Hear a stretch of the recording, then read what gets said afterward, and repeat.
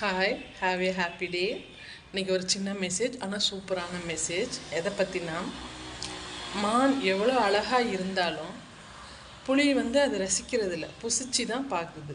அது அதோட ஆணவம். நெக்ஸ்ட்டு வாய் கொழுப்பு. யாருக்குன்னா தவளை. தவளை தன் வாயால் கெடும்னு சொல்லுவாங்க. அது ஏன் தெரியுங்களா?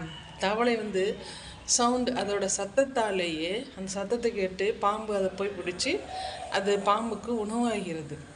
நெக்ஸ்ட்டு அதோட அது வாய்க்கொழுப்புன்னு சொல்லுவாங்க. நெக்ஸ்ட்டு தேள் கடிச்சா கொன்றுவாங்க அப்படின்னு தெரிஞ்சே போய் கொட்டிட்டு போயிடும். ஆனால் நம்ம அதை சும்மா விடுவோமா? தேடி பிடிச்சி அடித்து கொன்றுவோம். அது அதோட அறியாமைன்னு சொல்லலாம்.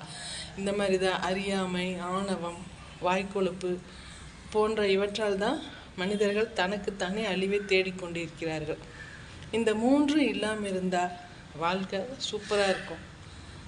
Thank you.